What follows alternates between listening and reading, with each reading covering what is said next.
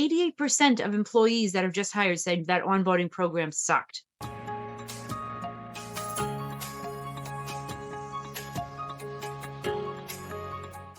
We're going into Q2 now, and companies are coming to me and saying, our Q1 hires aren't cutting it.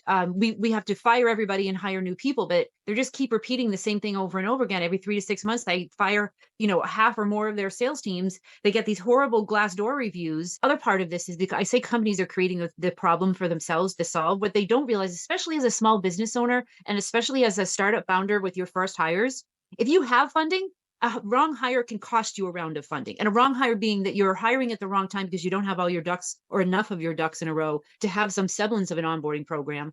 But maybe you're also not even hiring the right people to execute because you don't even know what it takes to actually sell this in a repeatable way.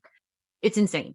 Looking through all of the data that we have, I can't tell you how many new hires who I've said that in the interview process, they're like, oh, we have this great, program. We're going to really immerse you in this, that, and the next thing. And they're like, there's nothing here that's documented or systemized or related to my tasks and responsibilities. It's all focused on product and our process. Business owners and entrepreneurs make this mistake, but big organizations do as well, is they hire and fire very quickly, but there's no onboarding program.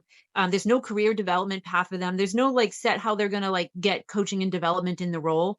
They think, one, I pay them, so that should be enough. And they should be smart enough to figure it out on their own, which is no one would hire for any other role in their company. But somehow they expect sales professionals to be able to do that.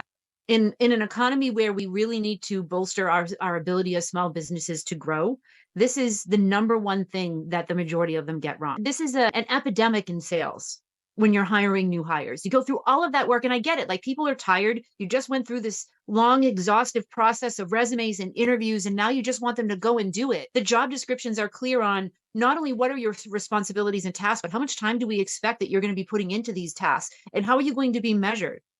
And, what does your development and coaching look like that we're going to help you to actually achieve these things?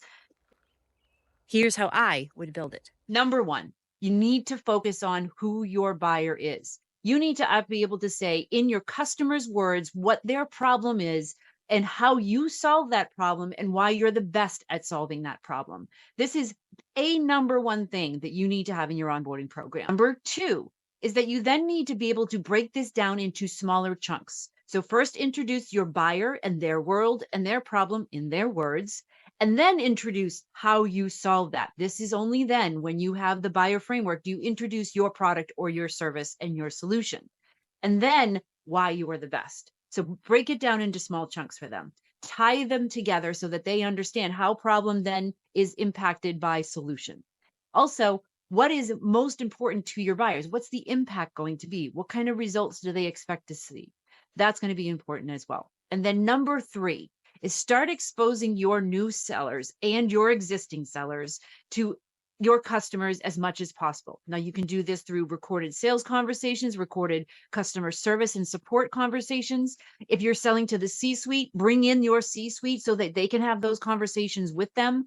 Any way that you can start immersing them into the world of your buyer by having those real world conversations that they get to listen to. And again, breaking that down into small chunks. And don't think that an onboarding program means that you have to have this 3-month long, drawn out, detailed oriented thing. You can have some basic information for them to start with so that they can be starting on Monday and making phone calls on Friday. Start layering in the different buyers that they're going to then be working with. Now, you might think that this is the job of the sales manager. They have enough things going on that they need to deal with. This is really the job of your sales enablement team, to be able to create this kind of a program that then enables your team to get ramped up faster. And if you've never had an onboarding program before, it is pretty fair to say that you want to put your entire team through that. Now, there's one other aspect to make this easier for you in the micro chunking, and I'm going to include a link for you to be able to do that with. If you have an existing team, you don't want to fire hose them with information, one that they might already know, but might not be the area that they need to focus on.